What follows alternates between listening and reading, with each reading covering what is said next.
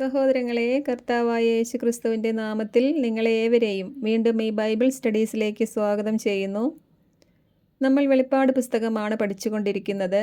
ഇന്നത്തെ വിഷയം 6 മുദ്ര പൊട്ടിച്ചപ്പോൾ ഞാൻ കണ്ടത് എന്ന് പറഞ്ഞ് യോഹന്നാൻ എഴുതി വച്ചിരിക്കുന്ന 12 മുതൽ 17 വരെയുള്ള വചനഭാഗങ്ങളിലെ സംഭവങ്ങൾ റാപ്ചർ നടക്കുമ്പോൾ സംഭവിക്കാൻ പോകുന്ന കാര്യങ്ങളാണ് എന്ന വിഷയമാണ്. ഈ വിഷയം 125-ാമത്തെ ക്ലാസ്സിൽ നമ്മൾ പഠിച്ചതാണ്.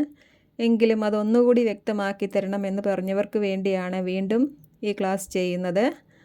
6 മുദ്രയിലെ ഈ വചനഭാഗങ്ങളിലേക്ക് പോകും മുൻപായി കഴിഞ്ഞ ക്ലാസ്സുകളിൽ നമ്മൾ പഠിച്ച കാര്യങ്ങളെല്ലാം ഓർക്കണം.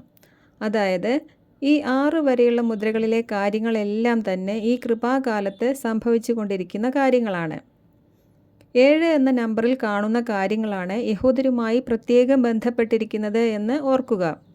7-ാം നമ്പർ മുദ്ര തുറക്കുമ്പോൾ മാത്രമേ യഹൂദരുടെ 70-ാം ആഴ്ചവട്ടത്തിലെ കാര്യങ്ങളിലേക്ക് പ്രവേശിക്കുന്ന തന്നെ ഉള്ളൂ. വീണ്ടും അതിൻ്റെ 7-ാം കാഹളം എത്തുമ്പോൾ മാത്രമേ സാത്താൻ പ്രവേശിച്ച് ആൻറ്റി ക്രൈസ്റ്റായി ഒരുവൻ രംഗപ്രവേശം ചെയ്ത് ദാനിയേൽ പ്രവാചകനും യേശുക്രിസ്തുവും പ്രവചിച്ച ആ ഉഗ്രപീഡനത്തിൻ്റെ ദിവസങ്ങൾ ആരംഭിക്കുകയുള്ളൂ. ഈ 7-ാം കാഹളത്തിൻ്റെ തൊട്ട് മുൻപുള്ള 6-ാം കാഹളത്തിൻ്റെ സമയത്തു മാത്രമേ 2 സാക്ഷികൾ വന്ന് 70-ാം ആഴ്ചവട്ടം അഥവാ ദാനിയേൽ പ്രവചനത്തിലെ ആ അവസാന 7 വർഷ ടൈം പീരീഡ് ആരംഭിക്കുകയുള്ളൂ. 7-ാം കാഹളം മുഴക്കുമ്പോൾ മാത്രമേ സാത്താനെ ഭൂമിയിലേക്ക് എറിയുക തന്നെയുള്ളൂ. അപ്പോൾ മാത്രമേ 6-ാം കാഹളത്തിലെ യുദ്ധത്തിന് ശേഷം പലരുമായി ഉടമ്പടി ഉണ്ടാക്കിയവനും 2 സാക്ഷികളെ കൊന്നവനുമായ ആ മനുഷ്യൻ്റെ മേൽ സാത്താൻ പ്രവേശിക്കുകയുമുള്ളൂ. അപ്പോൾ മുതൽ മാത്രമേ ലോകം മുഴുവൻ്റെ മേലും 3.5 വർഷത്തേക്ക് അവന് അധികാരം ലഭിക്കുകയുമുള്ളൂ. അതിനു മുൻപുള്ള ആദ്യത്തെ 3.5 വർഷക്കാലം 2 സാക്ഷികൾക്കാണ് അധികാരവും ശക്തിയുമുള്ളത്. യഹൂദർ 2 സാക്ഷികളെ കൊല്ലാൻ കൂട്ടുനിൽക്കുന്നതുകൊണ്ടാണ് അവർ സാത്താൻ്റെ കൈകളിൽ ഏൽപ്പിക്കപ്പെടുന്നത് തന്നെ. അല്ലാതെ 2000 വർഷങ്ങൾക്ക് മുൻപ് കൃപയുടെ സുവിശേഷം ലോകം മുഴുവനും വ്യാപിച്ച് വിജയിപ്പിക്കാൻ പുറപ്പെട്ട വെള്ളക്കുതിരക്കാരൻ 7-ാം കാഹളത്തിൽ വരുന്ന 3.5 വർഷത്തേക്ക് മാത്രം അധികാരം ലഭിക്കുന്ന ആൻറ്റി ക്രൈസ്റ്റ് ആണെന്ന് ചിന്തിച്ചാൽ പിന്നെ ബാക്കിയുള്ള കാര്യങ്ങളൊന്നും ശരിയായി മനസ്സിലാക്കാൻ കഴിയുകയില്ല. അതുകൊണ്ട് 7-ാം കാഹളം മുഴങ്ങുമ്പോൾ മുതൽ മാത്രമാണ് അവന് 3.5 വർഷത്തേക്ക് ലോകം മുഴുവൻ്റെയും മേൽ അധികാരം ലഭിക്കുന്നതും അവൻ ആൻറ്റി ക്രൈസ്റ്റായി മാറുന്നതും എന്ന് മനസ്സിലാക്കുക. ബൈബിൾ എന്ന ദൈവത്തിൻ്റെ ഈ പുസ്തകത്തിൽ ആകാശത്തിൻ്റെയും ഭൂമിയുടെയും മനുഷ്യൻ്റെയും ഉൽപ്പത്തി ചരിത്രം മുതൽ മരണം നീങ്ങി പുതിയ ആകാശവും പുതിയ ഭൂമിയും വന്ന് നിത്യത ആരംഭിക്കുന്നത് വരെയുള്ള കാര്യങ്ങൾ എഴുതിയിട്ടുണ്ട്. അതുപോലെ വെളിപ്പാട് പുസ്തകത്തിൽ മാത്രം 1-ാം നൂറ്റാണ്ട് മുതൽ നിത്യത ആരംഭിക്കുന്നത് വരെയുള്ള കാര്യങ്ങളാണ് എഴുതിയിരിക്കുന്നത്. അല്ലാതെ യഹൂദരുടെ കഷ്ടകാലം മാത്രം അടങ്ങിയ ഒരു പുസ്തകമല്ല വെളിപ്പാട് പുസ്തകം.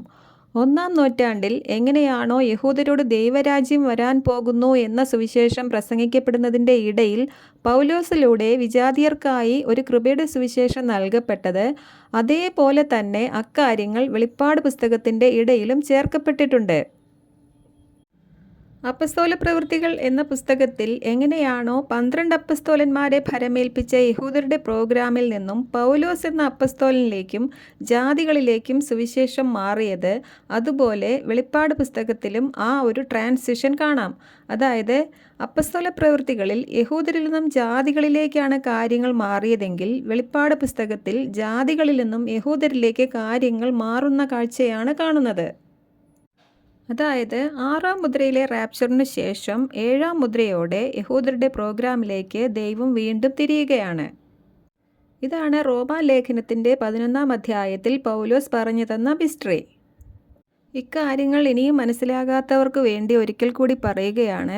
സുവിശേഷ ഭാഗങ്ങളിലെല്ലാം യേശു കർത്താവ് 12 അപ്പസ്തോലന്മാരെ തിരഞ്ഞെടുത്ത് ദൈവരാജ്യത്തിൻ്റെ സുവിശേഷത്തിൻ്റെ മർമ്മങ്ങൾ അവർക്ക് പറഞ്ഞു മനസ്സിലാക്കി കൊടുത്ത് ആ സുവിശേഷം ജെറുസലേമിൽ ആരംഭിച്ച് ലോകത്തിൻ്റെ അതിർത്തികൾ വരെ പ്രസംഗിക്കണം എന്ന് അവരെ ഭരമേൽപ്പിച്ച ശേഷം അപ്പസ്തോല പ്രവൃത്തികൾ 2-ാം അധ്യായത്തിൽ പെന്തക്കോസ് തിരുനാൾ ദിവസം അവർ ശക്തി പ്രാപിച്ച് ജെറുസലേമിൽ തുടങ്ങി അവരെ ഏൽപ്പിച്ച സുവിശേഷ പ്രസംഗം അവർ ആരംഭിച്ചു. എന്നാൽ അവർ ലോകത്തിൻ്റെ അതിർത്തികൾ വരെ ദൈവരാജ്യത്തിൻ്റെ ആ സുവിശേഷം പ്രസംഗിച്ചിട്ടില്ല.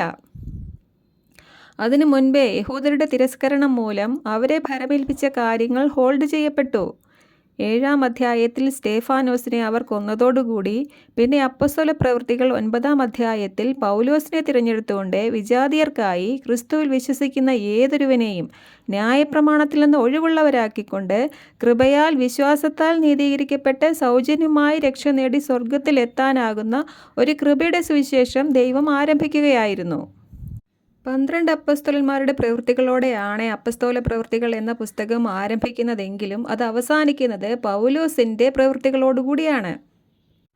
പൗലോസിനെ ഭരമേൽപ്പിച്ച യഹൂദനെന്നോ ജാതിയെന്നോ സ്ത്രീയെന്നോ പുരുഷനെന്നോ വ്യത്യാസമില്ലാതെ ക്രിസ്തുവിൽ ഏക ശരീരം എന്ന ഈ സുവിശേഷവും ഈ സഭയും ദൈവത്തിൻ്റെ ഹൃദയത്തിൽ യുഗങ്ങളോളം നിഗൂഢമായി ഇരുന്ന ഒരു രഹസ്യമായിരുന്നു.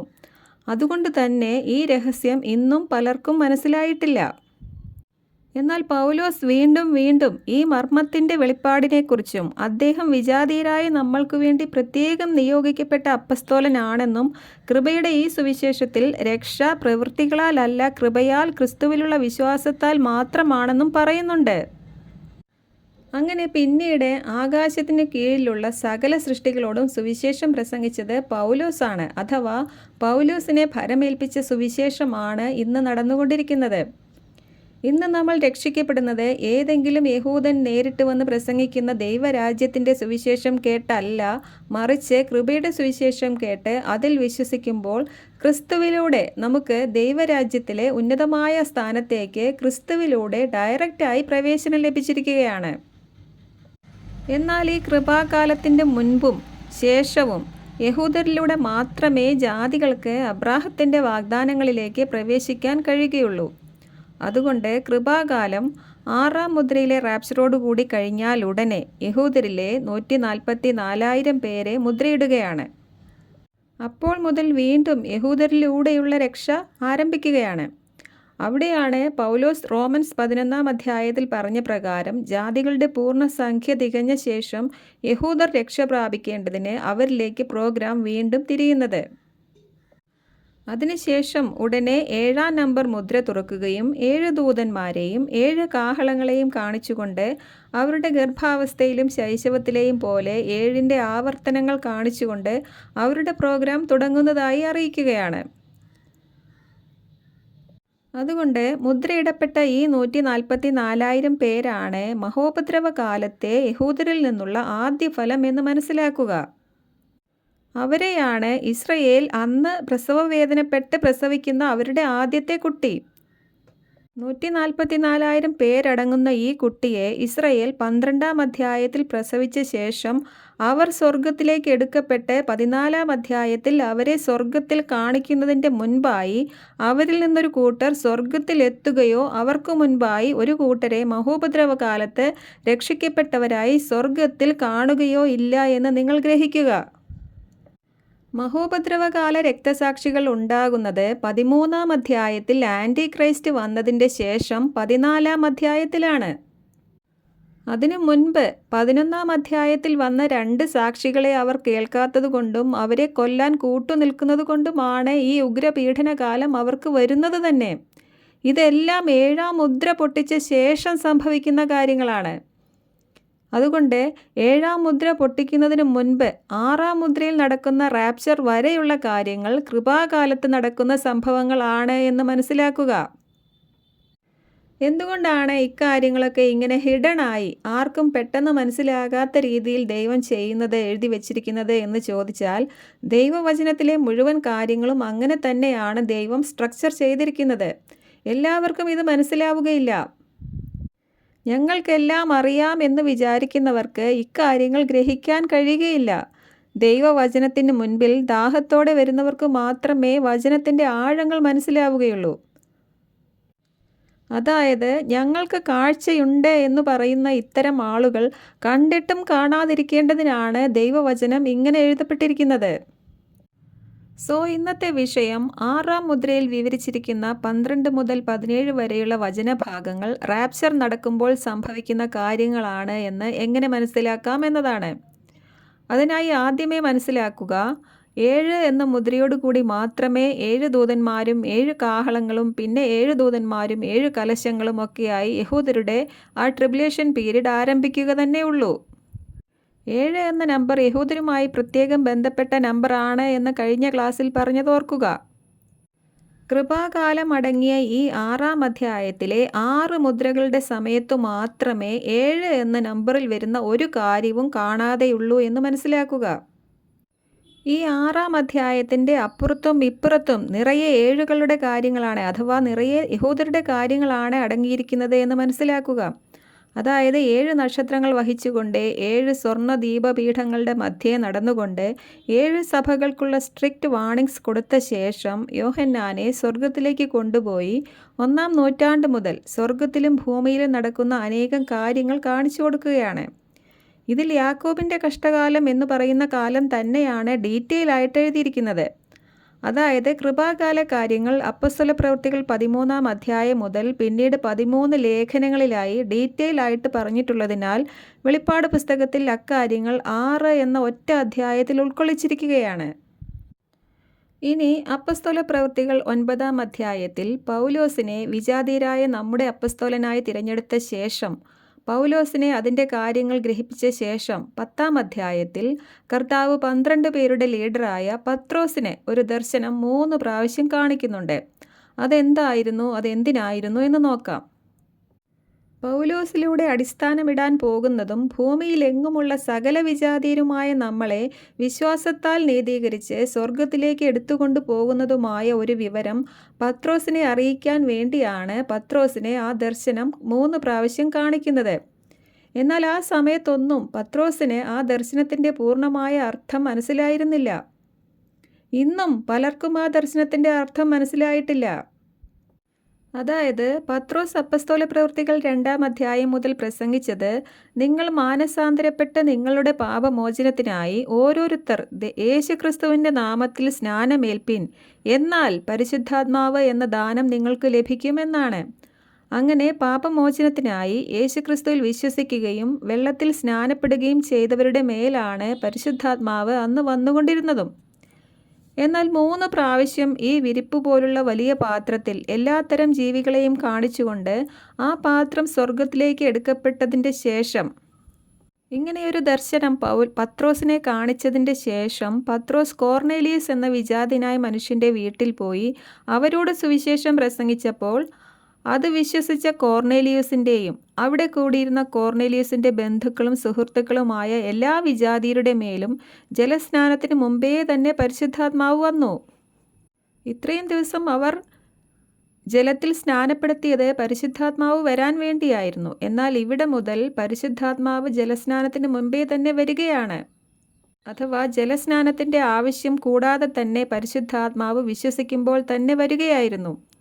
ഇത് പൗലോസിലൂടെ നടക്കാനിരുന്ന വിശ്വാസത്താൽ മാത്രം ലഭ്യമാകുന്ന നീതീകരണത്തിൻ്റെ അഥവാ വിജാതീയർക്കായി ദൈവം തുറക്കാനിരുന്ന കൃപയുടെ സൗജന്യ രക്ഷയുടെയും സുവിശേഷത്തിൻ്റെയും അതിൻ്റെ പ്രവർത്തന രീതിയുടെയും ഒരു കാഴ്ചയായിരുന്നു. ജലസ്നാനം കൂടാതെ തന്നെ പരിശുദ്ധാത്മാവ് വരുന്ന ഒരു കൃപയുടെ സുവിശേഷം പൗലോസിലൂടെ ദൈവം ആരംഭിക്കാൻ പോവുകയായിരുന്നു. അതാണ് പത്രോസിനെ കാണിച്ചത്. എന്നാൽ പിന്നീട് വർഷങ്ങൾക്ക് ശേഷമാണ് പത്രോസിന് ഇതിൻ്റെ എല്ലാം അർത്ഥം കുറച്ചെങ്കിലും മനസ്സിലായത്.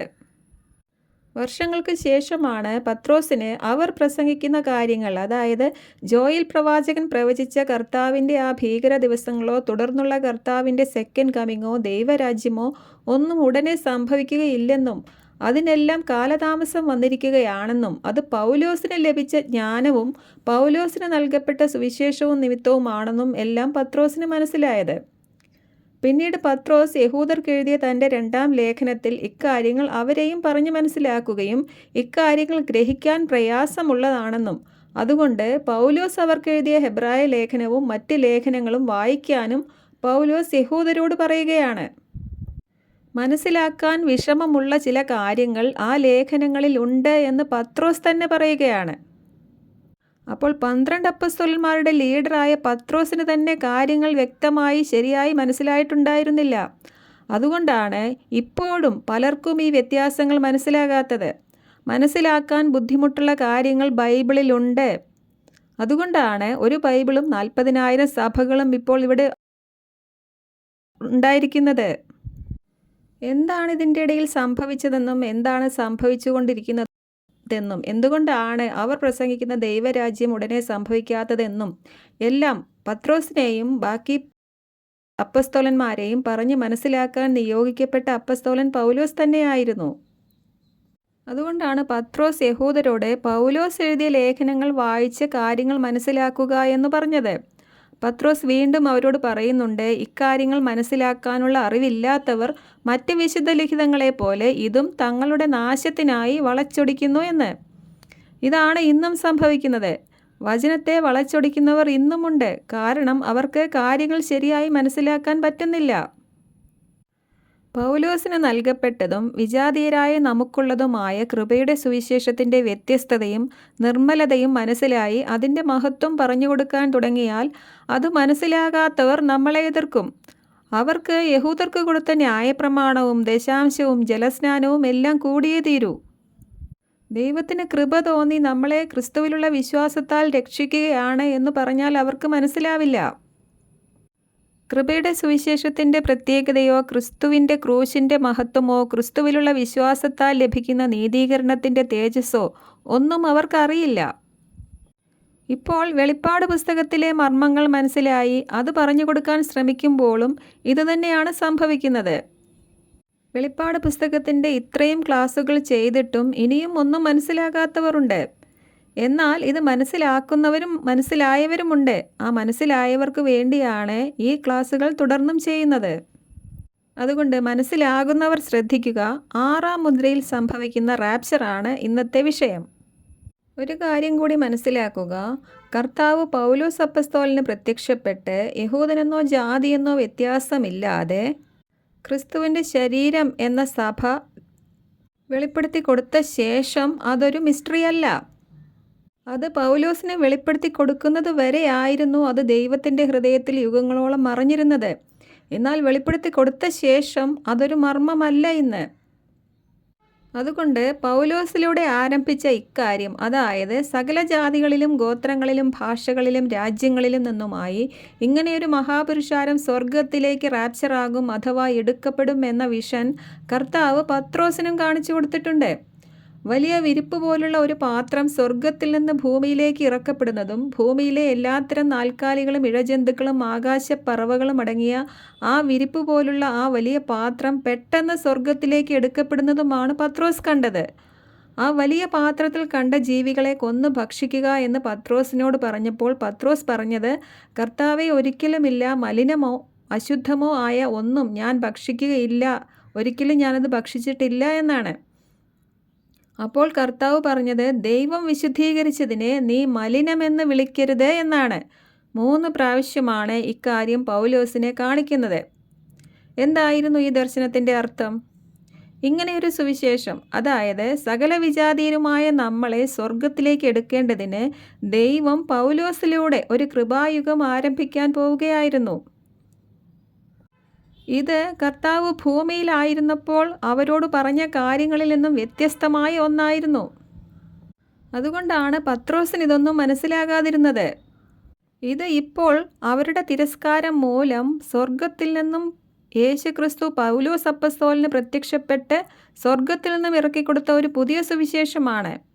ഇതിനു വേണ്ടിയാണ് ദമാസ്കസിലേക്കുള്ള റോഡിൽ വെച്ച് കർത്താവ് പൗലോസിൻ്റെ അടുത്തേക്ക് സ്വർഗത്തിൽ നിന്നും പ്രത്യക്ഷപ്പെട്ട് ഇറങ്ങി വന്നത്. പിന്നീടുള്ള ദിവസങ്ങളിൽ പൗലോസ് എന്തൊക്കെയാണ് ചെയ്യേണ്ടതെന്ന് കർത്താവ് പൗലോസിനെ അറിയിക്കുമായിരുന്നു. പൗലോസ് ഇത് പ്രസംഗിച്ചു തുടങ്ങുമ്പോൾ പത്രോസ് അംഗീകരിക്കേണ്ടതിനും അവർ പ്രസംഗിച്ചു കൊണ്ടിരിക്കുന്ന കാര്യങ്ങൾ ഉടനെ സംഭവിക്കുകയില്ലെന്നും ഇനി പൗലോസിലൂടെ ആരംഭിക്കാനിരിക്കുന്ന സകല വിജാതീയരും അടങ്ങിയ ഈ മഹാപുരുഷാരം സ്വർഗത്തിലേക്ക് എടുക്കപ്പെട്ട ശേഷമേ ഇനി അവരിലേക്ക് കർത്താവ് തിരിയുകയുള്ളൂ എന്നും പത്രോസ് ഗ്രഹിക്കാൻ വേണ്ടിയാണ് 3 പ്രാവശ്യം ഈ വിഷൻ കാണിക്കുന്നത്. പിന്നീട് അനേകം ദർശനങ്ങളിലൂടെയും വെളിപ്പാടുകളിലൂടെയും വിജാതീയർക്കായി തുറക്കപ്പെട്ട ഈ കൃപാകാല സുവിശേഷത്തിൻ്റെ മർമ്മങ്ങൾ കർത്താവ് പൗലോസിന് മറനീക്കി വെളിപ്പെടുത്തി കൊടുത്തു. അങ്ങനെ പൗലോസിനെ ഈ സുവിശേഷത്തിൻ്റെ അപ്പസ്തോലനും ശുശ്രൂഷകനുമാക്കി. ഇനി വിജാതീയരുടെ പൂർണ്ണസംഖ്യ തികഞ്ഞ ശേഷം നമ്മൾ സ്വർഗത്തിലേക്ക് എടുക്കപ്പെട്ട ശേഷം മാത്രമേ ഇനി യഹൂദരുടെ രക്ഷയിലേക്ക് ദൈവം തിരിയുകയുള്ളൂ. നമ്മൾ സ്വർഗത്തിലേക്ക് എടുക്കപ്പെടുന്ന ആ സംഭവത്തെ പൗലോസ് ഇങ്ങനെ വിവരിച്ചു. കർത്താവ് താൻ ഗംഭീരനാദത്തോടും പ്രധാന ദൂതൻ്റെ ശബ്ദത്തോടും ദൈവത്തിൻ്റെ കാഹളത്തോടും കൂടെ സ്വർഗത്തിൽ നിന്നിറങ്ങി വരികയും ക്രിസ്തുവിൽ മരിച്ചവർ മുമ്പേ ഉയർക്കുകയും ജീവനോടെ ശേഷിക്കുന്ന നമ്മൾ അവരോടൊരുമിച്ച് ആകാശത്തിൽ കർത്താവിനെ എതിരേൽക്കാൻ മേഘങ്ങളിലേക്ക് എടുക്കപ്പെടുകയും ചെയ്യും. അങ്ങനെ നമ്മൾ എപ്പോഴും കർത്താവിനോടുകൂടെ ആയിരിക്കുകയും ചെയ്യും എന്ന്. ഇങ്ങനെ ഭൂമിയിലെ സകല ജാതിക്കാരും ഭാഷക്കാരും രാജ്യക്കാരുമായ നമ്മൾ സ്വർഗത്തിലേക്ക് എടുക്കപ്പെടും എന്ന് പത്രോസിനെയും പൗലോസിനെയും അറിയിച്ച ഈ എടുക്കപ്പെടൽ നിവൃത്തിയാകുന്ന കാഴ്ച പിന്നീട് യോഹന്നാനാണ് കാണുന്നത്. ആ കാഴ്ചയാണ് 6-ാം മുദ്ര തുറക്കുമ്പോൾ യോഹന്നാൻ കാണുന്നത്. അതുകൊണ്ട് പൗലോസിനോട് കർത്താവ് ഇക്കാര്യങ്ങൾ പറയുന്നതുവരെ മാത്രമായിരുന്നു ഇതൊരു മിസ്റ്ററി എന്ന് മനസ്സിലാക്കുക. അതിനുശേഷം പത്രോസിനോടും ഇത് പറഞ്ഞിട്ടുണ്ട്. അതിനുശേഷം ഈ കാഴ്ച കാണുന്നത് യോഹന്നാനുമാണ്. കർത്താവ് ഗംഭീരനാദത്തോടെ വരുന്ന ദിവസം മരിച്ചവർ ഉയർക്കുമെന്നും നമ്മൾ രൂപാന്തരപ്പെട്ട് ഇവിടുന്ന് പോവുകയും ചെയ്യും എന്നു മാത്രമേ പൗലോസ് പറഞ്ഞുള്ളൂ. എന്നാൽ കർത്താവ് മഹത്വത്തിൽ ഇറങ്ങി വരികയും മരിച്ചവർ ഉയർക്കുകയും നമ്മൾ രൂപാന്തരപ്പെടുകയും ചെയ്ത് ഇവിടുന്ന് പോകുന്ന ആ ചരിത്ര സംഭവം നടക്കുമ്പോൾ ഭൂമിയിലും ആകാശത്തിലും ഉണ്ടാകുന്ന ഭയപ്പെടുത്തുന്ന കാഴ്ചകൾ യോഹന്നാനാണ് കാണുന്നത്. ഇനി ആ വചനഭാഗങ്ങളിലേക്ക് പോകും മുൻപായി 5-ാം മുദ്രയിൽ എന്താണ് സംഭവിക്കുന്നത് എന്ന് ഒരിക്കൽ കൂടി നോക്കാം. 5-ാം മുദ്രയിൽ എന്താണ് സംഭവിക്കുന്നത്? 6-ാം മുദ്രയിലെ റാപ്ചറോട് കൂടി കൃപാകാലം കഴിയാതെ ഇനി യഹൂദരുടെ പ്രോഗ്രാമോ അവരുടെ പ്രോഗ്രാമിലെ രക്തസാക്ഷികളെയോ ഒന്നും സ്വർഗത്തിൽ കാണിക്കുകയില്ല എന്ന് മനസ്സിലാക്കിക്കൊണ്ട് ഇത് കേൾക്കുക. അവരുടെ ഈറ്റുനോവ് ആരംഭിക്കുന്നത് അധ്യായം മുതലാണ്. അവരിലെ രക്തസാക്ഷികൾ ഉണ്ടാകുന്നത് 14-ാം അധ്യായത്തിലാണ്. അതുകൊണ്ട് ഗ്രഹിക്കുക, 5-ാം മുദ്രയിൽ കാണുന്ന രക്തസാക്ഷികൾ കൃപാകാല രക്തസാക്ഷികളാണ്. പൗലോസ് അപ്പോസ്തലൻ പറഞ്ഞ ജാതികളുടെ പൂർണ്ണ സംഖ്യ തികയുന്നത് ഈ 5-ാം മുദ്രയിലാണെന്നും അടുത്ത 6-ാം മുദ്രയിൽ റാപ്ചർ നടക്കും എന്നും മനസ്സിലാക്കുക. റോമാലേഖനം 11-ാം അധ്യായത്തിലാണ് പൗലോസ് പറഞ്ഞത്, ജാതികളുടെ പൂർണ്ണ സംഖ്യ തികയുവോളം ഇസ്രയേലിന് അംശമായി കാഠിന്യം സംഭവിച്ചിരിക്കുകയാണെന്ന്. ജാതികളുടെ പൂർണ്ണ സംഖ്യ തികഞ്ഞു കഴിഞ്ഞാൽ അവർ രക്ഷ പ്രാപിക്കും എന്നും പറഞ്ഞു. എന്നാൽ 2000 വർഷങ്ങൾ മുൻപോട്ട് പോയി ഇവിടെ ജാതികൾ അന്നത്തെ യഹൂദരെ പോലെ ഈ സുവിശേഷം തിരസ്കരിക്കുകയും അത് പ്രസംഗിക്കുന്നവരെ കൊല്ലുകയും ചെയ്ത് അങ്ങനെ രക്തസാക്ഷികളുടെ എണ്ണം തികഞ്ഞ് റാപ്ചർ നടക്കുന്ന കാഴ്ചകൾ യോഹന്നാനാണ് കാണുന്നത്. യോഹന്നാൻ 1-ാം നൂറ്റാണ്ട് മുതലുള്ള ചരിത്ര സംഭവങ്ങൾ കാണുമ്പോൾ അതിൻ്റെ ഇടയിൽ റാപ്ചർ നടക്കുന്നതും കാണുകയാണ്. 6-ാം മുദ്ര തുറക്കുന്നതിന് മുൻപുള്ള ഭൂമിയിലെ പശ്ചാത്തലം മനസ്സിലാക്കാൻ വേണ്ടിയാണ് ഇപ്പോൾ ഇത് പറയുന്നത്. അതായത് 5-ാം മുദ്രയിൽ സുവിശേഷകരെയും വിശ്വാസികളെയും ജാതികൾ കൊന്നൊടുക്കുന്ന പശ്ചാത്തലത്തിലാണ് റാപ്ചർ നടക്കാൻ പോകുന്നത്. അപ്പോൾ തൻ്റെ ഏകജാതനായ പുത്രൻ്റെ കാൽവരി യാഗത്തെ തിരസ്കരിക്കുകയും അത് പ്രസംഗിച്ച തൻ്റെ മക്കളെ ദുഷ്ടൻ്റെ സന്തതികൾ കൊന്നിട്ട് നിൽക്കുകയും ചെയ്യുന്ന ഈ സന്ദർഭത്തിൽ നമ്മളെ ഇവിടുന്ന് റാപ്ചർ ചെയ്യുമ്പോൾ തൻ്റെ കൃപയെ തിരസ്കരിച്ച ഈ ദുഷ്ടലോകത്തോടുള്ള പ്രതികാര ദിവസം കൂടിയായിരിക്കും ആ റാപ്ചർ ഡേ എന്ന് മനസ്സിലാക്കുക. റാപ്ചർ ഡേയിലും സെക്കൻഡ് കമ്മിങ്ങിൻ്റെ ദിവസത്തിൽ പറഞ്ഞതുപോലെയുള്ള കുറേ കാര്യങ്ങൾ നടക്കും. അതായത് റാപ്ചർ നടക്കുന്നതും പീഡനങ്ങൾക്ക് ശേഷമാണ്. സെക്കൻഡ് കമ്മിങ് നടക്കുന്നതും പീഡനങ്ങൾക്ക് ശേഷമാണ്. അക്കാലത്തെ പീഡനങ്ങൾക്ക് ശേഷം എന്ന് പറഞ്ഞിട്ടാണ് സെക്കൻഡ് കമ്മിങ്ങിൻ്റെ കാര്യങ്ങൾ പറയുന്നത്. ഇവിടെയും ഈ കൃപാകാലത്തിൻ്റെ ഒടുവിലും പീഡനങ്ങൾക്കും രക്തസാക്ഷി മരണങ്ങൾക്കും ശേഷമാണ് റാപ്ചർ നടക്കുന്നത്. അതുകൊണ്ട് ഈ 2 ദിവസങ്ങളിലും ഒരേപോലെയുള്ള കാര്യങ്ങൾ നടക്കും. 2 പ്രാവശ്യവും വരുന്നത് കർത്താവ് തന്നെയാണ്. കൃപാകാലത്ത് യാക്കോബിൻ്റെ കഷ്ടകാലം പോലെയുള്ളൊരു കഷ്ടകാലം ഇല്ലെങ്കിലും ഇവിടെയും കഷ്ടമുണ്ട്, ഇവിടെയും പീഡനങ്ങളും രക്തസാക്ഷി മരണങ്ങളുമുണ്ട്. അതിനുശേഷമാണ് കർത്താവ് വരാൻ പോകുന്നത്. അതുകൊണ്ട് സെക്കൻഡ് കമ്മിങ്ങിൽ നടക്കുന്നത് പോലെയുള്ള സംഭവങ്ങൾ റാപ്ചർ ഡേയിലും നടക്കും. ഇനി വെളിപ്പാട് പുസ്തകത്തിലെ 6-ാം മുദ്രയിലെ ആ രംഗങ്ങൾ വായിക്കുകയാണ്. വെളിപ്പാട് 6-ാം അധ്യായത്തിൻ്റെ 12 മുതൽ 17 വരെയുള്ള വചനഭാഗങ്ങൾ. അവൻ 6-ാമത്തെ മുദ്ര തുറന്നപ്പോൾ ഞാൻ നോക്കി, വലിയ ഒരു ഭൂകമ്പമുണ്ടായി. സൂര്യൻ കരിമ്പടം പോലെ കറുത്തു, ചന്ദ്രൻ ആകെ രക്തം പോലെയായി. കൊടുങ്കാറ്റിൽ ആടിയിലയുന്ന അത്തിവൃക്ഷത്തിൽ നിന്ന് പച്ചക്കായകൾ കൊഴിയുന്നത് പോലെ ആകാശ നക്ഷത്രങ്ങൾ ഭൂമിയിൽ പതിച്ചു. ആകാശം തെറുത്തുമാറ്റിയ ചുരുൾ പോലെ അപ്രത്യക്ഷമായി. എല്ലാ പർവ്വതങ്ങളും ദ്വീപുകളും അവയുടെ സ്ഥാനങ്ങളിൽ നിന്നും മാറ്റപ്പെട്ടു. ഭൂമിയിലെ രാജാക്കന്മാരും പ്രമുഖന്മാരും സൈന്യാധിപന്മാരും ധനികരും പ്രബലരും എല്ലാ അടിമകളും സ്വതന്ത്രരും ഗുഹകളിലും പാറക്കെട്ടുകളിലും ചെന്നൊളിച്ചു. അവർ മലകളോടും പാറകളോടും വിളിച്ചു പറഞ്ഞു, ഞങ്ങളുടെ മേൽ വന്നു വീഴുവിൻ. സിംഹാസനസ്ഥൻ്റെ ദൃഷ്ടിയിൽ നിന്നും കുഞ്ഞാടിൻ്റെ ക്രോധത്തിൽ നിന്നും ഞങ്ങളെ മറയ്ക്കുവിൻ. എന്തെന്നാൽ അവരുടെ ക്രോധത്തിൻ്റെ ഭീകരദിനം വന്നു കഴിഞ്ഞു. ചെറുത്തു നിൽക്കാൻ ആർക്കു കഴിയും? അപ്പോൾ ഇത്രയും കാര്യങ്ങളാണ് റാപ്ചർ നടക്കുമ്പോൾ ഭൂമിയിലും ആകാശത്തിലും സംഭവിക്കാൻ പോകുന്നത്.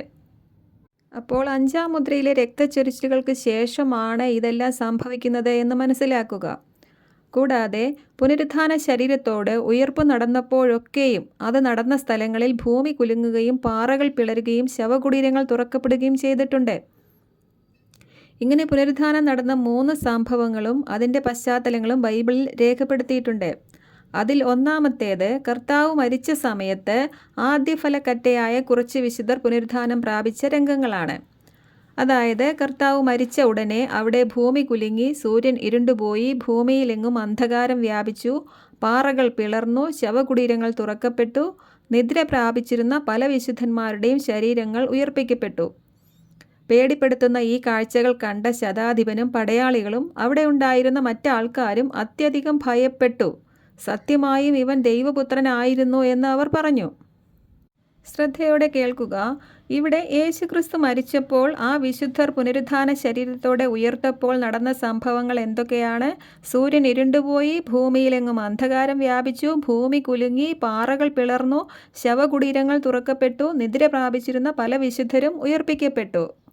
6-ാം മുദ്രയിൽ നടക്കുന്നത് റാപ്ചർ ആണെന്ന് വിശദീകരിച്ചപ്പോൾ ഒരു ഗ്രൂപ്പിലെ ഒരാൾ ചോദിച്ചൊരു ചോദ്യമാണ് ഈ കാണുന്നത്. അദ്ദേഹം ചോദിച്ചത്, മത്തായി 24-ലും സൂര്യൻ ഇരുണ്ടുപോകുമെന്ന് പറഞ്ഞിട്ടുണ്ട്. അപ്പോൾ 6-ാം മുദ്രയിലും സൂര്യൻ ഇരുണ്ടുപോകുമെങ്കിൽ അപ്പോൾ സൂര്യൻ 2 പ്രാവശ്യം ഇരുണ്ടുപോകുമോ എന്നാണ്.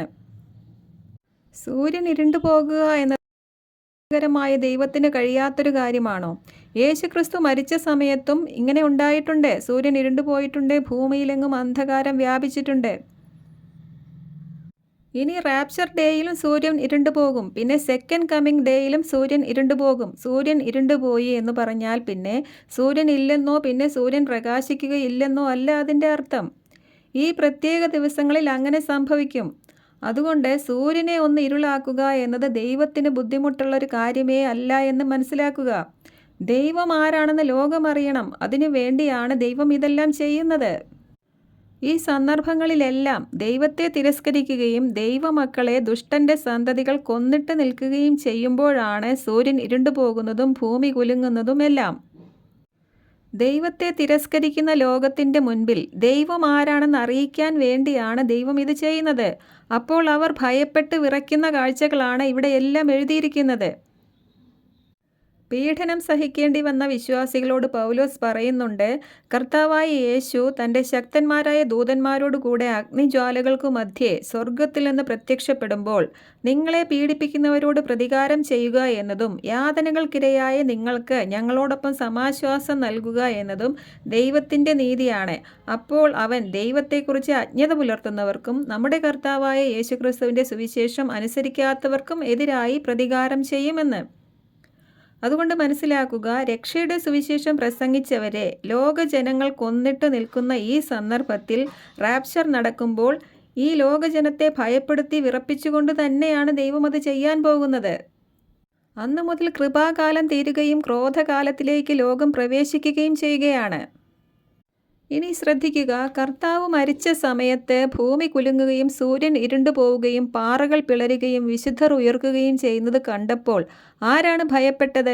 യേശുവിനെ ക്രൂശിച്ചുകൊണ്ട് അവിടെ നിന്നിരുന്ന ശതാധിപന്മാരും പട്ടാളക്കാരും യേശുവിനെ പരിഹസിച്ചുകൊണ്ടും കുറ്റം വിധിച്ചുകൊണ്ടും ദുഷിച്ചുകൊണ്ടും അവിടെ നിന്നിരുന്ന പുരോഹിത പ്രമുഖന്മാരും നിയമജ്ഞരും മറ്റ് മനുഷ്യരുമാണ് ഭയപ്പെട്ടത്. അവർ എന്തു പറഞ്ഞുകൊണ്ടാണ് യേശുവിനെ പരിഹസിച്ചത്? എന്തു പറഞ്ഞുകൊണ്ടാണ് യേശുവിനെ ക്രൂശിച്ചത്? ഇവൻ മറ്റുള്ളവരെ രക്ഷിച്ചു. ഇവൻ ദൈവപുത്രനാണെങ്കിൽ ഇവൻ തന്നെ തന്നെ രക്ഷിക്കട്ടെ. ദേവാലയം നശിപ്പിച്ച് 3 ദിവസം കൊണ്ട് വീണ്ടും പണിയുന്നവനെ, നീ നിന്നെ തന്നെ രക്ഷിക്കുക. കുരിശിൽ നിന്ന് ഇറങ്ങി വരിക. ഇങ്ങനെ പുരോഹിത പ്രമുഖന്മാരും നിയമജ്ഞരും എല്ലാം പരിഹാസപൂർവ്വം പറഞ്ഞു. ഇവൻ മറ്റുള്ളവരെ രക്ഷിച്ചു, തന്നെ തന്നെ രക്ഷിക്കാൻ ഇവന് കഴിയുന്നില്ല. ഞങ്ങൾ കണ്ടു വിശ്വസിക്കുന്നതിന് വേണ്ടി ഇസ്രായേലിൻ്റെ രാജാവായ ക്രിസ്തു ഇപ്പോൾ കുരിശിൽ നിന്ന് ഇറങ്ങി വരട്ടെ. ഇങ്ങനെയെല്ലാം അവിടെ കൂടി നിന്നവർ പരിഹസിക്കുകയും എതിർക്കുകയും ചെയ്തിരുന്നു. അങ്ങനെ യേശുവിനെ കൊല്ലുകയും പരിഹസിക്കുകയും ചെയ്ത ജനക്കൂട്ടമാണ് ഇതെല്ലാം കണ്ട് ഭയന്ന് വിറച്ചതും. അവരിൽ ചിലർ സത്യമായും ഇവൻ ദൈവപുത്രനായിരുന്നു എന്ന് പറഞ്ഞു. ഇവരൊന്നും തന്നെ വിശ്വാസികളായിരുന്നില്ല. എന്നാൽ ആ സമയത്തെ അവിശ്വാസികളായ അവർ അവിടെ നടന്ന സംഭവങ്ങൾ കണ്ട് ഭയപ്പെട്ട് സത്യമായും ഇവൻ ദൈവപുത്രനായിരുന്നു എന്ന് പറഞ്ഞ് ഭയപ്പെടുന്ന രംഗമാണ് കാണിക്കുന്നത്. റാപ്ചർ നടക്കുമ്പോഴും ഇതേ കാര്യങ്ങളാണ് നടക്കാൻ പോകുന്നത്. അതായത് 5-ാം മുദ്രയിൽ എന്താണ് നടക്കുന്നത്? യേശുക്രിസ്തു ഏകരക്ഷകൻ, യേശുക്രിസ്തുവിൽ വിശ്വസിച്ചാൽ നിങ്ങൾക്ക് പാപമോചനവും രക്ഷയും പ്രാപിക്കാം എന്ന് പ്രസംഗിക്കുന്നവരെ യേശുക്രിസ്തുവിനെ കൊന്നതുപോലെയും സ്തേഫാനോസിനെ കൊന്നതുപോലെയും പരസ്യമായി ജനങ്ങൾ കൊല്ലുകയാണ്. യേശുവിനെ കൊന്നപ്പോൾ നീ ദൈവപുത്രനാണെങ്കിൽ കുരിശിൽ നിന്ന് ഇറങ്ങി വരിക, നിന്നെ തന്നെ രക്ഷിക്കുക എന്ന് പരിഹസിച്ചതുപോലെ ഇവിടെയും വിശ്വാസികളെ കൊല്ലുമ്പോൾ അവർ പറയും, നിങ്ങളുടെ യേശു രക്ഷകനാണെങ്കിൽ നിങ്ങളെ രക്ഷിക്കുന്നതൊന്ന് കാണട്ടെ എന്നിങ്ങനെയുള്ള പരിഹാസങ്ങളോടെയാണ് അവർ വിശ്വാസികളെ കൊല്ലുന്നത്. ലോകമെങ്ങും ഇങ്ങനെയുള്ളൊരു കാഴ്ച 5-ാം മുദ്രയിൽ നടക്കും. ഇപ്പോൾ തന്നെ അത് സംഭവിക്കുന്നുണ്ട്. ഇത് നിങ്ങൾ തിരിച്ചറിയുക. ഇതിൻ്റെ ഒടുവിൽ എണ്ണം തികയുമ്പോഴാണ് അടുത്ത 6-ാം മുദ്രയിൽ റാപ്ചർ നടക്കാൻ പോകുന്നത്. അപ്പോൾ യേശുവിനെ അവർ കൊന്നപ്പോൾ ഉണ്ടായ അതേ സംഭവങ്ങൾ 6-ാം മുദ്രയിൽ റാപ്ചർ നടക്കുമ്പോഴും സംഭവിക്കും. യേശു മരിച്ചപ്പോൾ വിശുദ്ധർ ഉയർക്കുകയും കൂടെ ചെയ്യുകയാണ്. അതുപോലെ 5-ാം മുദ്രയുടെ ഒടുവിൽ കൊല്ലപ്പെട്ട് കിടക്കുന്ന വിശ്വാസികൾ അവരെ കൊന്നവർ കാണെ അവരെ ഭയപ്പെടുത്തിക്കൊണ്ട് ഉയർത്തെഴുന്നേറ്റ് റാപ്ചറാകും. അതുകൊണ്ടാണ് അവർ ഭയപ്പെട്ട ഇത് ദൈവകോപമാണെന്നും ഇനി ആർക്ക് ചെറുത്ത് നിൽക്കാൻ കഴിയുമെന്നും പറഞ്ഞുകൊണ്ട് പാറക്കെട്ടുകളിൽ ഓടി ഒളിക്കാൻ ശ്രമിക്കുന്നത്. യേശുക്രിസ്തു ഉയർത്തെഴുന്നേറ്റ സമയത്തും ഇങ്ങനെ തന്നെ സംഭവിച്ചിട്ടുണ്ട്. അവിടെയും വലിയൊരു ഭൂകമ്പം ഉണ്ടായതായും കാവൽക്കാർ ഭയന്ന് വിറച്ച് മരിച്ചവരെ പോലെ ആയി എന്നും എഴുതിയിരിക്കുന്നു. ഇനി 2 സാക്ഷികൾ കൊല്ലപ്പെട്ട് 3.5 ദിവസത്തിന് ശേഷം അവർ ഉയർത്ത് സ്വർഗത്തിലേക്ക് പോയപ്പോഴും എന്താണ് സംഭവിച്ചത്? 3.5 ദിവസത്തിന് ശേഷം ദൈവത്തിൽ നിന്ന് ജീവാത്മാവ് അവരിൽ പ്രവേശിച്ചു. അവർ എഴുന്നേറ്റ് നിന്നു. അവരെ നോക്കി നിന്നവർ വല്ലാതെ ഭയപ്പെട്ടു.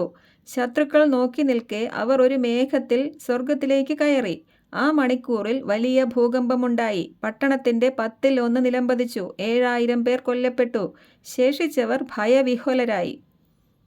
ഇത്രയും കാര്യങ്ങളാണ് 2 സാക്ഷികൾ ഉയർത്തപ്പോൾ സംഭവിച്ചത്. ഇവിടെയും അവരെ കൊല്ലുകയും അവരുടെ മൃതശരീരങ്ങൾ അടക്കാൻ പോലും അനുവദിക്കാതെ അവരെ പരിഹസിച്ചുകൊണ്ട് ദുഷ്ടന്റെ സന്തതികൾ സന്തോഷിക്കുന്ന സമയത്താണ് അവരെ ഭയപ്പെടുത്തിക്കൊണ്ട് അവർ റാപ്ചറാകുന്നത്. ഇനി യേശുക്രിസ്തുവിൻ്റെ സെക്കൻഡ് കമ്മിങ് നടക്കുന്ന സമയത്ത് എന്താണ് സംഭവിക്കുക എന്ന് നോക്കൂ. അക്കാലത്തെ പീഡനങ്ങൾക്കു ശേഷം പൊടുന്നനെ സൂര്യൻ ഇരുണ്ടുപോകും, ചന്ദ്രൻ പ്രകാശം തരികയില്ല, നക്ഷത്രങ്ങൾ ആകാശത്ത് നിന്ന് നിപതിക്കും, ആകാശശക്തികൾ ഇളകുകയും ചെയ്യും. അപ്പോൾ ഭൂമിയിലെ സർവ്വഗോത്രങ്ങളും വിലപിക്കുകയും മനുഷ്യപുത്രൻ വാനമേഘങ്ങളിൽ ശക്തിയോടും മഹത്വത്തോടും കൂടെ വരുന്നത് അവർ കാണുകയും ചെയ്യും. ഇവിടെയും അക്കാലത്തെ പീഡനങ്ങൾക്ക് ശേഷമാണ് കർത്താവിൻ്റെ സെക്കൻഡ് കമ്മിങ് നടക്കാൻ പോകുന്നത്. അതുകൊണ്ട് അപ്പോഴും സൂര്യൻ ഇരുളുന്നുണ്ട്, ചന്ദ്രൻ പ്രകാശം തരാതിരിക്കുന്നുണ്ട്, നക്ഷത്രങ്ങൾ ഭൂമിയിൽ പതിക്കുന്നുണ്ട്, ആകാശശക്തികൾ ഇളകുന്നുണ്ട്. ഇവിടെയും കൃപാകാലത്തും പീഡനങ്ങൾക്കൊടുവിൽ, രക്തസാക്ഷി മരണങ്ങൾക്കൊടുവിലാണ് റാപ്ചർ നടക്കാൻ പോകുന്നത്. അതുകൊണ്ട് റാപ്ചർ ഡേയിലും ഇതെല്ലാം സംഭവിക്കും. ഈ 2 സമയത്തും വരുന്ന ആൾ മഹത്വീകരിക്കപ്പെട്ട കർത്താവ് തന്നെയാണ്. ഈ സന്ദർഭങ്ങളിലെല്ലാം ദുഷ്ടന്റെ സന്തതികൾ ദൈവമക്കളെ കൊന്നിട്ട് നിൽക്കുന്ന സമയത്താണിത് നടക്കുന്നത്. അപ്പോൾ ദുഷ്ടന്റെ സന്തതികളും അവിശ്വാസികളുമാണ് അവിടെ ഭയപ്പെട്ട് ഓടി ഒളിക്കുന്നത്. നമ്മളാരും കർത്താവ് വരുന്ന ദിവസത്തെ ഭയപ്പെടുന്നവരല്ല. നമ്മൾ ആ ദിവസത്തിനായി ആകാംക്ഷയോടെ കാത്തിരിക്കുന്നവരാണ്. അതുകൊണ്ട് 6-ാം മുദ്രയിൽ എഴുതിയിരിക്കുന്നത് റാപ്ചർ നടക്കുമ്പോൾ ഭൂമിയിൽ നടക്കുന്ന പേടിപ്പെടുത്തുന്ന കാര്യങ്ങളും അത് കണ്ടിട്ട് ലോകജനങ്ങൾ ഭയന്ന് നിലവിളിക്കുകയും ഓടി ഒളിക്കുകയും ചെയ്യുന്ന കാര്യങ്ങളുമാണ് എന്ന് മനസ്സിലാക്കുക. ഇനി മനസ്സിലാക്കുക, മത്തായി 24-ാം അധ്യായത്തിൽ കർത്താവ് പറഞ്ഞ സംഭവങ്ങളുടെ ഇടയിലാണ് അവരുടെ തിരസ്കാരം മൂലം കൃപാകാലം പ്രവേശിച്ചത്. അതുകൊണ്ട് മത്തായി 24-ൽ പറഞ്ഞ പല കാര്യങ്ങളും നമ്മൾ ഇവിടെ ആയിരിക്കുമ്പോൾ തന്നെ നടക്കുകയാണ്. എന്നാൽ അവരുടെ 7 വർഷ ട്രിബുലേഷനും ഈറ്റുനോവും ആരംഭിക്കുന്നതിന് മുൻപായി റാപ്ചർ നടന്ന് നമ്മൾ ഇവിടുന്ന് പോകും. അല്ലാതെ മത്തായി 24-ൽ പറഞ്ഞ കാര്യങ്ങളെല്ലാം കൂടെ 7 വർഷത്തിൻ്റെ ഉള്ളിൽ നടക്കുകയല്ല ചെയ്യുന്നത്. അതായത് മത്തായി 24-ൽ കർത്താവിൻ്റെ സെക്കൻഡ് കമ്മിങ്ങിന് മുൻപായി റാപ്ചറിനായി വരുന്ന ഒരു വരവ് കൂടി ഇതിൻ്റെ ഇടയിൽ പ്രവേശിച്ചിരിക്കുകയാണ്. അതുകൊണ്ട് പല കാര്യങ്ങൾക്കും ഒരു ഡബിൾ ഫുൾഫിൽമെൻ്റ് ഉണ്ട് എന്ന് മനസ്സിലാക്കുക. അതായത് കൃപാകാലത്തും കഷ്ടങ്ങളുണ്ട്. മത്തായി 24-ൽ പറഞ്ഞ പല കാര്യങ്ങളുമാണ് ഇതിൻ്റെ ഇടയിൽ നടക്കുന്നത്. മിസ്റ്ററുടെ ഇടയിൽ പ്രോഫസി നടക്കാൻ പാടില്ല എന്നൊരു നിയമമില്ല. കൃപാകാലത്തും കഷ്ടങ്ങളുണ്ട്. കൃപാകാലത്തും പീഡനങ്ങളും രക്തസാക്ഷി മരണങ്ങളുമുണ്ട്. എന്നാൽ യാക്കോബിൻ്റെ കഷ്ടകാലം വരുന്നതിന് മുൻപായി നമ്മൾ ഇവിടുന്ന് പോകും. അതാണ് പ്രത്യേകത, അതാണ് വ്യത്യാസം. അതായത് 6 വരെയുള്ള മുദ്രകളിലെ കഷ്ടങ്ങളാണ് നമ്മൾ ഇവിടെ ആയിരിക്കുമ്പോൾ നടന്നുകൊണ്ടിരിക്കുന്നത്. നമ്മളിതിപ്പോൾ കണ്ടുകൊണ്ടിരിക്കുകയാണ്. കണ്ടുകൊണ്ടിരിക്കുന്ന ഈ സംഭവങ്ങളെ എങ്ങനെയാണ് നിഷേധിക്കാൻ കഴിയുന്നത്? എന്തെല്ലാം കഷ്ടങ്ങളിലൂടെയാണ് ലോകം കടന്നുപോയിക്കൊണ്ടിരിക്കുന്നത്. കൃപാകാലത്ത് കഷ്ടങ്ങൾ ഇല്ല എന്ന് ആർക്കാണ് പറയാൻ കഴിയുന്നത്? ഇനി മനസ്സിലാക്കുക, വെളിപ്പാട് പുസ്തകത്തിൻ്റെ 6-ാം അധ്യായത്തിലെ 6-ാം മുദ്രയിൽ റാപ്ചർ നടക്കുന്നത് കൊണ്ടാണ് അടുത്ത 7-ാം അധ്യായത്തിൽ നമ്മൾ പത്രോസ് കണ്ട ആ വലിയ വിരിപ്പ് പോലുള്ള ദർശനത്തിലെ പോലെയും പൗലോസ് പറഞ്ഞതുപോലെയും സകല ജനതകളിലും ഗോത്രങ്ങളിലും ഭാഷകളിലും രാജ്യങ്ങളിലും നിന്നുള്ളവരായി സ്വർഗത്തിൽ നിൽക്കുന്നത് യോഹന്നാൻ കാണുന്നത്. 4-5 അധ്യായങ്ങളിൽ യോഹന്നാൻ സ്വർഗത്തിൽ ചെന്നപ്പോൾ അപ്പോൾ അവിടെ കണ്ട കാഴ്ചകളെല്ലാം എഴുതി വെച്ചു. എന്നാൽ നമ്മൾ അപ്പോൾ അവിടെ ഉണ്ടായിരുന്നില്ല. പിന്നെ 7-ാം അധ്യായത്തിൽ നമ്മളെ കാണണമെങ്കിൽ 5-നും 7-നും ഇടയിലുള്ള 6-ാം അധ്യായത്തിൽ റാപ്ചർ നടന്നതുകൊണ്ടാണ് എന്ന് നമ്മൾ മനസ്സിലാക്കണം. 10-ാം അധ്യായത്തിൽ നടക്കുന്നത് ദേവാലയ നിർമ്മാണമാണെന്ന് മനസ്സിലാക്കിയതുപോലെ ഇവിടെയും ചിന്തിക്കണം.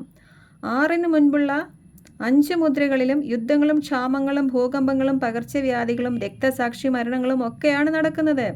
എന്നാൽ 6-ാം മുദ്ര പൊട്ടിക്കുമ്പോൾ മറ്റെന്തോ ഭയങ്കര സംഭവമാണ് നടക്കുന്നത് എന്ന് മനസ്സിലാക്കാം. അപ്പോൾ അത് ജാതികളുടെ പൂർണ്ണ സംഖ്യ തികഞ്ഞ് 5-ാം മുദ്രയിൽ ആ എണ്ണം തികഞ്ഞ് യഹൂദരുടെ പ്രോഗ്രാം 7-ാം നമ്പർ മുദ്രയിൽ തുടങ്ങുന്നതിൻ്റെ ഇടയിൽ നടക്കേണ്ട റാപ്ചർ തന്നെയാണ് എന്ന് നമ്മൾ ഗ്രഹിക്കണം. ഇതാണ് വെളിപ്പാട് പുസ്തകത്തിൻ്റെ ഒരു സ്ട്രക്ചർ. അതുവരെ ഇല്ലാത്ത ഒരു മഹാപുരുഷാരത്തെ 7-ാം അധ്യായത്തിൽ സ്വർഗത്തിൽ യോഹന്നാൻ കാണണമെങ്കിൽ അതിന് തൊട്ടു മുൻപുള്ള 6-ാം അധ്യായത്തിൽ റാപ്ചർ നടന്നതുകൊണ്ടാണ്. 11-ാം അധ്യായത്തിൽ ദേവാലയം കാണണമെങ്കിൽ അതിന് തൊട്ടു മുൻപുള്ള 10-ാം അധ്യായത്തിൽ ദേവാലയം പണിതതുകൊണ്ടാണ്. 13-ാം അധ്യായത്തിൽ ആൻറ്റി ക്രൈസ്റ്റിനെ കാണണമെങ്കിൽ അതിന് തൊട്ടു മുൻപുള്ള 12-ാം അധ്യായത്തിൽ സാത്താനെ വെട്ടി ഭൂമിയിലേക്ക് എറിഞ്ഞതുകൊണ്ടാണ്. 14-ാം അധ്യായത്തിൽ 144,000 പേരെ സ്വർഗത്തിൽ കാണണമെങ്കിൽ 7-ാം അധ്യായത്തിൽ കണ്ട അവർ അവരുടെ ദൗത്യം നിറവേറ്റി 12-ാം അധ്യായത്തിൽ റാപ്ചർ ആയതുകൊണ്ടാണ്. 15-ാം അധ്യായത്തിൽ മൃഗത്തിന്മേലും അവൻ്റെ പ്രതിമയിന്മേലും നാമസംഖ്യയിന്മേലും വിജയം വരിച്ച രക്തസാക്ഷികളായ ഇസ്രായേൽ മക്കളെ സ്വർഗത്തിൽ കാണണമെങ്കിൽ അതിന് തൊട്ടു മുൻപുള്ള 14-ാം അധ്യായത്തിൽ അവരുടെ കൊയ്ത്ത് അഥവാ ശിരച്ഛേദനം നടന്നതുകൊണ്ടാണ്. ഇങ്ങനെ വെളിപ്പാട് പുസ്തകത്തിലെ ഓരോ സംഭവങ്ങളും ചരിത്രത്തിൽ നടക്കേണ്ട സംഭവങ്ങളുടെ കൃത്യമായ ഓർഡറിലാണ് നടക്കുന്നത്. അതുകൊണ്ട് 6-ാം മുദ്രയിൽ 12 മുതൽ 17 വരെയുള്ള വചനഭാഗങ്ങളിൽ റാപ്ചർ നടക്കുകയാണെന്നും അപ്പോൾ ഭൂമിയിലും ആകാശത്തിലും നടക്കുന്ന പേടിപ്പെടുത്തുന്ന ദൃശ്യങ്ങൾ കണ്ട് ലോകജനം ഭയപ്പെടുന്ന കാര്യങ്ങളുമാണ് അവിടെ വിവരിച്ചിരിക്കുന്നത് എന്നും മനസ്സിലാക്കുക. 2000 വർഷത്തെ യഹൂദനെന്നോ ജാതിയെന്നോ സ്ത്രീയെന്നോ പുരുഷനെന്നോ വ്യത്യാസമില്ലാത്ത കൃപാകാല വിശുദ്ധരാണ് അങ്ങനെ റാപ്ചറായി അടുത്ത 7-ാം അധ്യായത്തിൽ ആർക്കും എണ്ണിക്കൂടാൻ പറ്റാത്ത ഒരു മഹാപുരുഷാരമായി സ്വർഗത്തിൽ പിതാവിനും പുത്രനും മുൻപിൽ നിൽക്കുന്നത്. അത് അവിടെ അവർ വിളിച്ചു പറയുന്നത് പോലെ തന്നെ രക്ഷദാനമായി സ്വീകരിച്ചവരും കുഞ്ഞാടിൻ്റെ രക്തത്തിൽ മാത്രം ആശ്രയിച്ചവരുമായ നമ്മൾ തന്നെയാണ്. 7 ഇയർ ട്രിബുലേഷൻ ടൈമിൽ അവരിൽ നിന്നുള്ള ആദ്യ ഫലം കൃത്യമായി എണ്ണിത്തിട്ടപ്പെടുത്തിയ 144,000 പേരാണ്. അവരെയാണ് ഇസ്രയേൽ ഈറ്റുനോവ് വന്ന് ആദ്യം അന്ന് പ്രസവിക്കുന്നത്. അവരുടെ ആദ്യഫലം അവരെ 14-ാം അധ്യായത്തിൽ ആ സമയത്ത് സ്വർഗത്തിലെത്തിയ ആദ്യഫലം എന്ന് പ്രത്യേകം പറഞ്ഞിരിക്കുന്നതിനാൽ അവരിൽ നിന്നും മറ്റൊരു മഹാപുരുഷാരം അവർക്ക് മുൻപായി സ്വർഗത്തിൽ എത്തുകയില്ല. മാത്രവുമല്ല എണ്ണിത്തിട്ടപ്പെടുത്താൻ ആർക്കും കഴിയാത്തൊരു മഹാപുരുഷാരമൊന്നും അന്ന് യഹൂദരിൽ നിന്ന് രക്ഷിക്കപ്പെടുകയുമില്ല. ഇത് 2000 വർഷത്തെ കൃപയുടെ മക്കളാണ്. അതുകൊണ്ടാണ് ഇത് എണ്ണിക്കൂടാൻ പറ്റാത്തത്. 6-ാം മുദ്ര പൊട്ടിക്കുമ്പോൾ എഴുതിയിരിക്കുന്ന റാപ്ചർ നടക്കുമ്പോൾ സംഭവിക്കുന്ന കാര്യങ്ങൾ ഭൂമിയിലും ആകാശത്തിലും സംഭവിക്കുന്ന ഈ പേടിപ്പെടുത്തുന്ന ദൃശ്യങ്ങൾ കണ്ട് ദൈവമക്കളെ കൊന്നവരും സുവിശേഷം തിരസ്കരിച്ചവരുമായ ലോകജനങ്ങൾ പേടിച്ച് വിറയ്ക്കുന്നു. അവർ ദൈവകോപമാണ് എന്ന് പറഞ്ഞ് ഓടി ഒളിക്കാൻ ശ്രമിക്കുന്ന കാഴ്ചകളുമാണ് അവിടെ എഴുതിയിരിക്കുന്നത്. അങ്ങനെ റാപ്ചേർഡായ നമ്മളെയാണ് അടുത്ത 7-ാം അധ്യായത്തിൽ ഒരു മഹാപുരുഷാരമായി യോഹന്നാൻ കാണുന്നത്. 5-ാം മുദ്രയിലെ സുവിശേഷ തിരസ്കരണവും സുവിശേഷം പ്രസംഗിക്കുന്നവരെയും വിശ്വാസികളെയും ലോകമെങ്ങും പീഡിപ്പിക്കുകയും കൊല്ലുകയും ചെയ്യുന്ന കാഴ്ചകൾ തുടർച്ചയായി കണ്ടുകൊണ്ടിരിക്കുന്നതിനാൽ 6-ാം മുദ്ര തുറക്കാനും റാപ്ചർ നടക്കാനും ഇനി അധിക താമസമില്ല എന്ന് മനസ്സിലാക്കി അതിനായി എല്ലാവരും ഒരുക്കത്തോടെ ആയിരിക്കുക. മറ്റൊരു വിഷയവുമായി വീണ്ടും കാണാം. ദൈവം ഏവരെയും അനുഗ്രഹിക്കട്ടെ. ആമേൻ.